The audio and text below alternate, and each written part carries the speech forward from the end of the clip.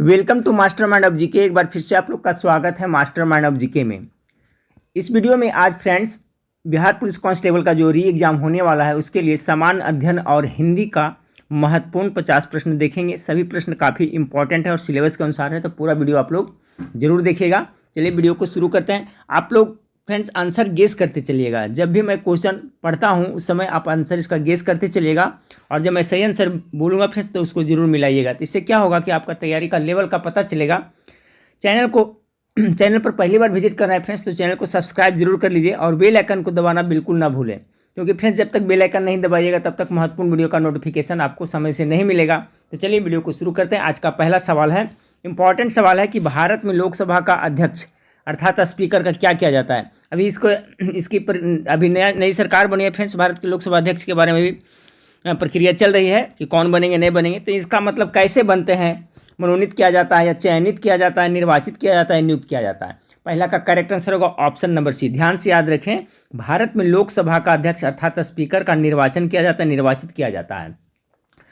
Question इससे पूछा जाता है फ्रेंड्स कि अनुच्छेद याद रखिए, अनुच्छेद 93 है जो फ्रेंड्स किससे संबंधित है, तो लोकसभा का स्पीकर अध्यक्ष और उपाध्यक्ष से संबंधित है, पूछा जाता है, ये याद रखिएगा।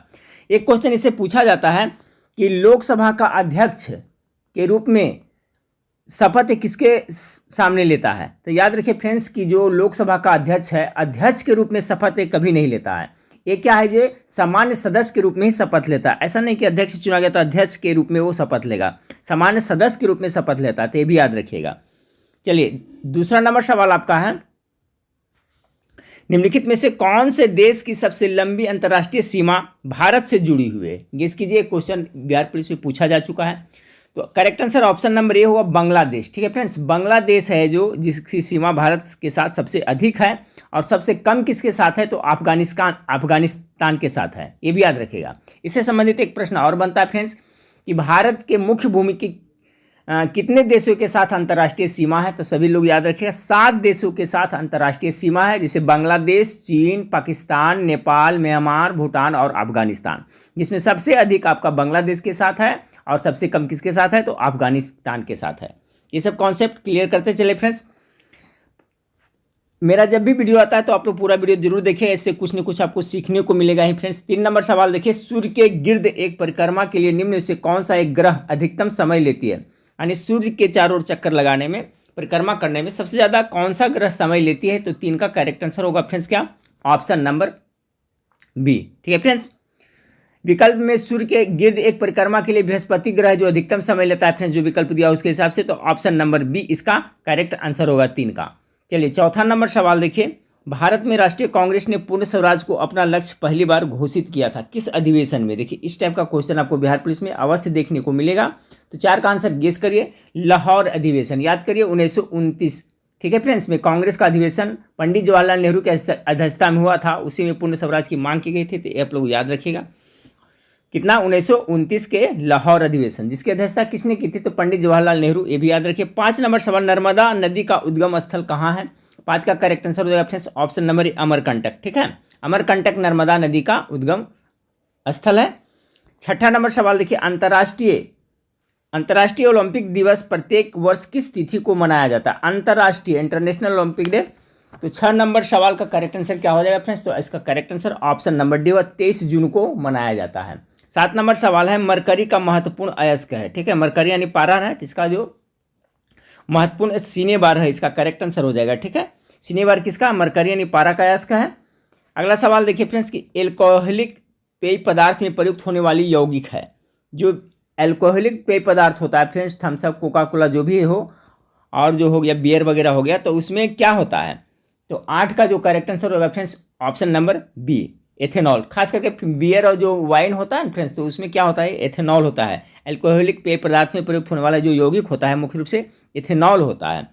अगला सवाल देखिए 9 नंबर, कांग्रेस ने खिलाफत आंदोलन का समर्थन किया मुख्यतः। देखिए अच्छा सवाल है कि कांग्रेस ने खिलाफत आंदोलन का समर्थन किया था, किस कारण से किया था, तो मुख्य रूप से क्या था कि मुसलमानों की सहानुभूति के लिए किया था। ठीक है, तो 9 का correct answer option number A हो जाएगा। 10वां नंबर सवाल देखिए, मनुष्य पहली बार चंद्रमा पर किस वर्ष उतरा। 10 का correct answer option number B होगा 1969 ईस्वी में। ठीक है, सर्वप्रथम जुलाई 1969 को याद होगा फ्रेंड्स नील आर्मस्ट्रॉन्ग चंद्रमा की सतह पर पहुंचा था। वो कहाँ का रहने वाला था? तो यूएसए के अंतरिक्ष यात्री था। ठीक है फ्रेंड्स, आप लोग इसे जरूर याद रखिएगा, बार बार ये क्वेश्चन पूछा जाता है। ठीक है, और देखिए फ्रेंड्स आपका अपोलो 11 के में पहुंचा था किस यान से? तो अपोलो 11 से पहुंचा था, ये भी आप लोग याद रखिएगा। 11 नंबर सवाल देखिए, भारत में थारू जनजाति कहाँ रहती है? तो थारू जनजाति कहाँ रहती है? गेस करिए। 11 का correct answer option number B हो जाएगा। ठीक है, भारत में थारू जनजाति उत्तर प्रदेश के तराई क्षेत्र में देखने को मिलता है, तो ऑप्शन नंबर 20 का करेक्ट आंसर होगा। फॉकलैंड द्वीप किस महासागर में है? 12 नंबर सवाल का करेक्ट आंसर क्या होगा? फॉकलैंड, इसका हो जाएगा फ्रेंड्स आपका अटलांटिक महासागर में पड़ता है। ये फॉकलैंड द्वीप समूह है जो अटलांटिक महासागर दक्षिण अमेरिका में स्थित है, वहां पड़ता है, तो ऑप्शन नंबर सी इसका करेक्ट आंसर हो जाएगा। 13 नंबर सवाल देखिए, 13 नंबर सवाल आपका कौन सार्वजनिक व्यय पर संसदीय नियंत्रण का अंग है? 13 का करेक्ट आंसर, अच्छा सवाल है फ्रेंड्स, लोक सेवा समिति, ऑप्शन नंबर ए इसका करेक्ट आंसर हो जाएगा। कौन सार्वजनिक व्यय पर संसदीय नियंत्रण का अंग है? तो लोक सेवा समिति इसका करेक्ट आंसर हो जाएगा। 14 नंबर सवाल देखिए, 14 नंबर सवाल आपका है कि पंचायती राज एक क्या है? इस टाइप का क्वेश्चन देखने को मिलेगा। तो देखिए पंचायती राज एक प्रशासनिक संरचना है या वित्तीय संरचना है? क्या होगा, गेस कीजिए। Correct answer option number A होगा, ये प्रशासनिक संरचना है। 15 नंबर सवाल है आपका कि भारत में लौह अयस्क मुख्यतः निम्न में से किस क्रम की शैली में पाया जाता है? तो 15 का करेक्ट आंसर होगा ऑप्शन नंबर सी, ये धारवाड़ क्रम की शैली में पाया जाता है। ठीक है, भारत में जो अयस्क है, लौह अयस्क है, वो किस शैली में पाया जाता है? तो धारवाड़ शैली में पाया जाता है। 16 का करेक्ट आंसर क्या होगा? देखें, निम्न संस्था में कौन असहयोग आंदोलन के दौरान स्थापित की गई है? 16 का करेक्ट आंसर हो जाएगा फ्रेंड्स आपका ए और सी दोनों, काशी हिंदू विश्वविद्यालय और बिहार विद्यापीठ। ठीक है, ये दोनों है जो फ्रेंड्स वही आपका सहयोग आंदोलन जो 1920 से 22 में चला था, उसी के दौरान इसकी स्थापना हुई थी। तो 7 का correct answer option number D हो जाएगा। 16 का करेक्ट आंसर डी हो जाएगा। 17 नंबर सवाल देखिए, विश्व के निम्नलिखित प्रदेशों में किसमें खट्टे रसीले फलों का उत्पादन अधिक होता है? ये भी क्वेश्चन बार बार रिपीट होता है। तो खट्टे रसेदार फल के लिए आप लोग को पता होगा फ्रेंड्स, भूमध्य सागरीय प्रदेश इसका होता है ना 17 का, तो correct answer option number C हो जाएगा। ये भूमध्य सागरीय प्रदेश जहाँ पर आपका पानी की कमी नहीं होती, वर्षा अधिक होती रहती है, तो वहाँ पर रसेदार फल देखने को मिलता है। 17 का सी। 18 नंबर सवाल देखिए, 18 नंबर सवाल आपका है, किस समाज सुधारक ने पुस्तक ज्ञान योग, कर्मयोग और राजयोग नामक पुस्तक लिखी है? बहुत इंपॉर्टेंट सवाल है 18 का फ्रेंड्स, गेस करिए किसने लिखा है पुस्तक ज्ञान योग, कर्म योग और राजयोग? तो इसका करेक्ट आंसर क्या हो जाएगा? Swami Vivekananda, option number A इसका करेक्ट आंसर होगा फ्रेंड्स। इनसे संबंधित एक सवाल पूछा जाता है फ्रेंड्स कि शिकागो में जो धर्म सम्मेलन हुआ था उसमें विवेकानंद भाग लिए, कब गए थे? तो 1893 ईस्वी में गए थे फ्रेंड्स, ये भी आप लोग याद रखिएगा। अगला सवाल है फ्रेंड्स, नचिकेता और यम संवाद किस उपनिषद का विषय है? 19 का करेक्ट आंसर क्या हो जाएगा? तो ये आपका काठक का है। ठीक है, नचिकेता और यम संवाद उपनिषद किसका है? तो आपका काठक उपनिषद का है, आत्मा कहा जाता है, तो ऑप्शन नंबर सी इसका करेक्ट आंसर हो जाएगा। नचिकेता और यम संवाद किस उपनिषद का विषय है? तो काठक इसका करेक्ट आंसर है, 19 का सी। 20 नंबर सवाल देखिए, ओलंपिक खेल में भारत ने हॉकी का स्वर्ण पदक अंतिम बार कब जीता था? 20 नंबर सवाल का करेक्ट आंसर क्या हो, गेस कीजिए फ्रेंड्स। तो भारत में हॉकी में अंतिम बार स्वर्ण पदक मैक्सिको ओलंपिक 1980 में जीता था, याद रखिए। ठीक है फ्रेंड्स, 1980 में, इसके बाद से फिर अभी नहीं जीता है, तो अंतिम बार का रहा ना, तो इसका करेक्ट आंसर क्या हो जाएगा? Option number C. 20 का correct answer option number C इसका करेक्ट आंसर। अगर ये पूछा जाए फ्रेंड्स कि भारत ने, ये तो अंतिम बार जीता है तब, अब भारत ने सर्वप्रथम ओलंपिक में हॉकी में स्वर्ण पदक कब जीता था? तो सभी लोग याद रखिए 1928 में जीता था फ्रेंड्स सर्वप्रथम, और लास्ट बार कब? 1980 में। ठीक है, अगला सवाल देखते हैं, 21 नंबर सवाल। 20 नंबर याद रखिए फ्रेंड्स, अंतिम बार कब जीता है? 1980 में। 21 नंबर, भारत की जनगणना 2011 के अनुसार जनसंख्या घनत्व कितना था? 21 का करेक्ट आंसर क्या हो जाएगा फ्रेंड्स? तो ये 382 व्यक्ति पर प्रति वर्ग किलोमीटर, यानी कि ऑप्शन 21 का correct answer option number A हो जाएगा। 22 नंबर सवाल देखिए, 22 नंबर सवाल आपका है कि उच्चतम लवणता पाई जाती है, किसमें उच्चतम लवणता पाई जाती है? तो 22 का करेक्ट आंसर होगा लेक वॉन। ठीक है, लेक वॉन, ये लेक वॉन कहाँ पड़ता है? तो सब लोग याद रखिएगा, तुर्की में पड़ता है। कहाँ पड़ता है? तो आपका तुर्की में पड़ता है। तुर्की के लेक वॉन में सबसे अधिक आपको लवणता देखने को मिलती है, तो इसे आप लोग याद रखिएगा। लेक वॉन कहाँ पड़ता है? तो टर्की में पड़ता है, तुर्की में, ये भी आप लोग याद रखिएगा। चलिए अगला सवाल को लेते हैं फ्रेंड्स। और इससे कभी कभी इसका प्रतिशत भी पूछ दिया जाता है फ्रेंड्स। तो तुर्की का जो लेक वन है ना, उसमें लवणता का प्रतिशत देखा जाए तो 330, देखिए आप लोग पढ़े होंगे, 330% उसमें लवणता पाया जाता है। चलिए 23 नंबर सवाल आपका है कि मपूतो किस देश की राजधानी है? 23 का करेक्ट आंसर क्या हो जाएगा? तो ऑप्शन नंबर सी, ए मोजाम्बिक का राजधानी, तो ऑप्शन नंबर सी करेक्ट हो जाएगा। 24 नंबर सवाल, राष्ट्रीय ग्रामीण विकास संस्थान कहाँ स्थित है? ये भी क्वेश्चन बहुत बार रिपीट होता है एग्जाम में। 24 का करेक्ट आंसर क्या होगा फ्रेंड्स? तो ऑप्शन नंबर सी इसका हो जाएगा, हैदराबाद में। राष्ट्रीय ग्रामीण विकास संस्थान कहाँ? हैदराबाद में है फ्रेंड्स। अगर इसकी स्थापना की बात की जाए तो याद रखिएगा, राष्ट्रीय ग्रामीण विकास संस्थान का जो स्थापना हुआ था 1958 ईस्वी में हुआ था। कब हुआ था? 1958 ईस्वी में हुआ था फ्रेंड्स, याद रखिएगा। 25 नंबर, आरबीआई के लोगो में कौन से पेड़ का चित्र दिखता है? जो आरबीआई का लोगो है, ठीक है, बना हुआ है, तो उसमें किसका दिखता है फ्रेंड्स? तो 25 का जो करेक्ट आंसर हो जाएगा ऑप्शन नंबर ए हो जाएगा, ताड़ का दिखता है। 26 नंबर सवाल देखें। 26 नंबर सवाल आपका है कि यूरोपीय संसद का मुख्यालय कहाँ है? 26 का जो करेक्ट आंसर हो जाएगा फ्रेंड्स ऑप्शन नंबर बी हो जाएगा। ये कहाँ पड़ता है? तो लक्ज़ेमबर्ग में पड़ता है, ठीक है, लक्ज़ेमबर्ग में पड़ता है यूरोपीय संसद का मुख्यालय। 26 का correct answer option number B हो जाएगा। 27 नंबर क्वेश्चन देखें। 27 नंबर क्वेश्चन है आपका, उत्तर प्रदेश का देशांतरीय विस्तार लगभग में निम्न में से क्या है? 27 का correct answer option number B हो जाएगा, ठीक है फ्रेंड्स। 77 डिग्री पूर्व से 84 डिग्री पूर्व। 28 नंबर सवाल, क्षेत्रफल की दृष्टि से उत्तर प्रदेश भारत का, क्षेत्रफल की दृष्टि से उत्तर प्रदेश का भारत के राज्यों में कौन सा स्थान? क्षेत्रफल की दृष्टि से क्वेश्चन देखिए, इसे घुमा फिरा पूछता है फ्रेंड्स। सबसे ज़्यादा क्षेत्रफल किस राज्य का है? तो आप लोग को पता होगा राजस्थान का, तो इस हिसाब से बिहार के वहाँ पर है, उत्तर प्रदेश के वहाँ पर है। तो 28 का करेक्ट आंसर क्या हो जाएगा? तो उसका होगा बी होगा, ठीक है फ्रेंड्स। एक चौथा है, चतुर्थ स्थान पर है। क्षेत्रफल की दृष्टि से उत्तर प्रदेश भारत का चौथा सबसे बड़ा राज्य है। क्षेत्रफल की दृष्टि से सबसे बड़ा राज्य आपको राजस्थान हो जाएगा फ्रेंड्स, ठीक है, ये अभी आप लोग याद रखिए। भारत का सर्वाधिक जनसंख्या वाला राज्य अगर पूछेगा तो उत्तर प्रदेश है, ये भी याद रखें। 29 नंबर सवाल को देखें।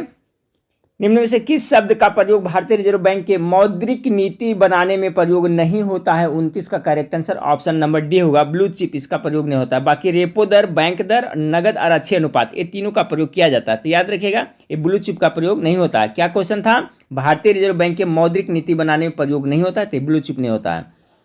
अगला सवाल देखिए, 30 नंबर, प्रथम भारतीय संप्रेषण सैटेलाइट एप्पल छोड़ा गया, कब छोड़ा गया था एप्पल? ये भी देखिए इंपॉर्टेंट क्वेश्चन है। ये छोड़ा गया था 19 जून 1981 का, करेक्ट आंसर 30 का सी हो जाएगा।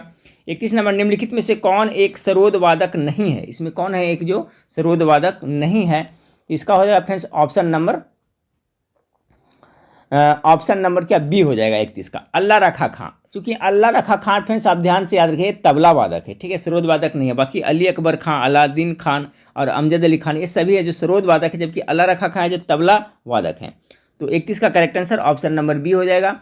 32 नंबर सवाल देखिए, शास्त्रीय संगीत पर प्रसिद्ध रचना राधा गोविंद संगीत सार के रचयिता कौन है? राधा गोविंद संगीत सार के रचयिता पूछा जा रहा है। तो 32 का करेक्ट आंसर हो जाएगा फ्रेंड्स ऑप्शन नंबर ए, देवर्षि भट्ट ब्रजपाल के द्वारा ये लिखा गया है। 32 का correct answer option number A हो जाएगा।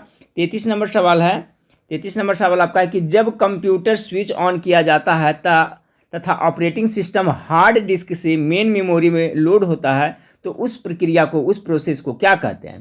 तो 33 का करेक्ट आंसर उसे बूटिंग कहते हैं, ठीक है फ्रेंड्स। देखिए अच्छा सवाल है कि जब कंप्यूटर स्विच ऑन किया जाता है तथा ऑपरेटिंग सिस्टम हार्ड डिस्क से मेन मेमोरी में लोड होता है तो उसे क्या कहते हैं? बूटिंग कहते हैं। चलिए अगला सवाल देखते हैं। 34 नंबर सवाल आपका है, the book of Bihari literature नामक पुस्तक के लेखक कौन है? 34 का जो करेक्ट आंसर हो जाएगा friends option number A, Abhay Kumar के द्वारा ये लिखा गया है, the book of Bihari literature. 35 number, 2023 में किस भारतीय अमेरिकी को प्रवासी भारतीय सम्मान से सम्मानित किया गया है? ठीक है फ्रेंड्स, तो गेस करें 35 का। तो 35 का जो करेक्ट आंसर हो जाएगा ऑप्शन नंबर ए, ठीक है, ऑप्शन नंबर ए, राज सुब्रमण्यम को। तो इसका correct answer option number A हो जाएगा। 36 नंबर सवाल को देखिए, एक क्वेश्चन पूछाता है कि फ्रेंड्स प्रवासी भारतीय दिवस कब मनाया जाता है? सभी लोग याद रखिएगा कितना तारीख को तो बनाया जाता है फ्रेंड्स, तो आपका 9 जनवरी को मनाया जाता है, क्योंकि 9 जनवरी को ही आपका 9 जनवरी 1915 को महात्मा गांधी साउथ अफ्रीका से लौटे थे, इसलिए प्रवासी भारतीय दिवस के रूप में मनाया जाता है 9 जनवरी। ये क्वेश्चन आ सकता है तो याद रखिएगा। चलिए 35 का करेक्ट आंसर ये हो गया। 36 नंबर सवाल, प्रतिवर्ष राष्ट्रीय गणित दिवस कब मनाया जाता है? बहुत इंपॉर्टेंट सवाल है फ्रेंड्स। 36 का करेक्ट आंसर क्या हो जाएगा? तो ऑप्शन नंबर बी 22 जून को। ठीक है फ्रेंड्स, प्रतिवर्ष राष्ट्रीय गणित दिवस का रहा है। तो एक मिनट फ्रेंड्स, इसका 22 जून को नहीं, दिसंबर होगा ना, सॉरी, इसका हो जाएगा दिसंबर फ्रेंड्स। प्रतिवर्ष राष्ट्रीय गणित दिवस कब मनाया जाता है? तो 22 दिसंबर में, 22 जून बोल रहा था, ये गलत हो जाएगा। 22 दिसंबर को मनाया जाता है फ्रेंड्स। तो 36 नंबर सवाल का correct answer option number D हो जाएगा। 37 नंबर, मीसा कानून किससे संबंधित था? 37 का करेक्ट आंसर ये हो जाएगा आंतरिक सुरक्षा से। ये जो मीसा कानून है फ्रेंड्स किससे संबंधित था? तो आपका आंतरिक सुरक्षा से संबंधित था। तो ऑप्शन नंबर डी इसका करेक्ट आंसर हो जाएगा। 38 नंबर सवाल देखिए, my life is a comrade नामक पुस्तक किसकी आत्मकथात्मक रचना है? My life as a comrade. 38 का correct answer option number D हो जाएगा, के शैलेजा का है। याद रखिए सभी लोग, my life as a comrade किसकी है फ्रेंड्स? आत्मकथा की रचना है, तो आपका के शैलेजा का। अगला सवाल 39 नंबर सवाल देखिए कि यदि देश की रक्षा के लिए मूल कर्तव्यों के अनुरूप सभी पुरुष नागरिकों को सेना में अनिवार्य रूप से भर्ती कर लिया जाए तो यह कानून क्या होगा? यह कानून क्या होगा? बी अविवेकपूर्ण होगा, क्योंकि इसमें श्रेणी का प्रावधान नहीं है। ठीक है, तो 39 का correct answer option number B हो जाएगा। 40 नंबर सवाल देखिए, 40 नंबर सवाल है, उत्तर प्रदेश भारत के कुल क्षेत्रफल का लगभग कितना प्रतिशत धारण करता है? 40 का जो करेक्ट आंसर होगा फ्रेंड्स ऑप्शन नंबर सी, लगभग 7% करता है। ठीक है, चलिए अब सामान्य हिंदी के देख लेते हैं फ्रेंड्स। सामान्य अध्ययन के हम लोग देख लें 40 प्रश्न। 41 निम्न में से कौन सा शब्द तद्भव है? 41 का करेक्ट आंसर क्या? तद्भव शब्द कैसे कहते हैं? आप बार बार मैं रिपीट करते रहता हूँ। तद्भव शब्द जैसे संस्कृत का जो बिगड़ा हुआ, संस्कृत का जो शब्द है उसका बिगड़ा हुआ रूप को तद्भव कहते हैं। ठीक है, जैसे देखिए आम्र कहते हैं। ठीक है, आम्र, तो ये हो गया तत्सम शब्द हो गया। संस्कृत का इसका बिगड़ा हुआ रूप क्या होगा? आम। ठीक है, तो ये तद्भव हो गया। तो तत्सम तद्भव का पहले कॉन्सेप्ट क्लियर रखिएगा ना, तो सब बन जाएगा। 41 का करेक्ट आंसर क्या होगा? ऑप्शन नंबर बी हो जाएगा। कौन सा तद्भव है? करोड़। ठीक है फ्रेंड्स, करोड़ है जो आपका क्या है? तद्भव शब्द है। ठीक है, तो इसका करेक्ट आंसर हो गया फ्रेंड्स आपका करोड़ हो गया। 42 नंबर सवाल, निम्नलिखित शब्दों में से नीर का पर्यायवाची शब्द कौन सा होगा? नीर का पर्यायवाची मतलब समझ रहे हैं फ्रेंड्स, सिनोनिम्स कह रहा है। तो नीर मतलब पानी होता है, तो पानी को अनल कहते हैं, नहीं अनिल कहते हैं, सलील कहते हैं, अचला कहता है। तो ये देखो सलील माने जल होता है, यही हो जाता है फ्रेंड्स। तो नीर यानी पानी का है जो पर्यायवाची शब्द है। 43 निम्नलिखित शब्दों में से विनाश शब्द का विलोम क्या होगा? तो विनाश का क्या होगा? संपत्ति, उत्पत्ति, निष्पत्ति, व्युत्पत्ति। 43 का देखिए ये बहुत इंपॉर्टेंट सवाल है, पूछा जाता है, फिर जिसमें कन्फ्यूजन होता है, तो बहुत से व्युत्पत्ति मार देते हैं, नहीं उत्पत्ति होगा। ठीक है फ्रेंड्स, 43 का क्या होगा? Correct answer option number C हो जाएगा। 44 नंबर सवाल को देखिए, यशोदा शब्द का सही संधि विच्छेद क्या हुआ? इसी टाइप का बिहार पुलिस में क्वेश्चन देखने को मिलेगा। 44 का क्या होगा फ्रेंड्स? यशह जोड़ दा होता है, देखिएगा इसमें सह जोड़ दा होता है, तो ऑप्शन नंबर ए इसका करेक्ट आंसर हो जाएगा। ठीक है, अब ये विसर्ग संधि का उदाहरण है, चूंकि इसमें विसर्ग आ रहा है, तो यशह जोड़ दा होता है। ठीक है, 45 नंबर सवाल को देखिए, कहीं मन न टिकने की परिस्थिति के लिए एक शब्द क्या हुआ? ये अनेक शब्दों के लिए एक शब्द है, कहीं मन नहीं टिक रहा है, तो उसके लिए क्या एक शब्द है? 45 का correct answer option number A हो जाएगा फ्रेंड्स, अनमन होता है। ठीक है, 46 नंबर सूक्ष्म शब्द का टॉप मोस्ट BBI है, बहुत बार एग्जाम में रिपीट हुआ है। सूक्ष्म शब्द का क्या होगा? विलोम। 46 नंबर सवाल, 46 का जो करेक्ट आंसर हो जाएगा ऑप्शन नंबर सी, स्थूल हो जाएगा। ठीक है, सूक्ष्म माने क्या होता है? छोटा होता है, और स्थूल माने क्या होता है? बड़ा होता है। तो करेक्ट आंसर 46 का ऑप्शन नंबर सी हो जाएगा।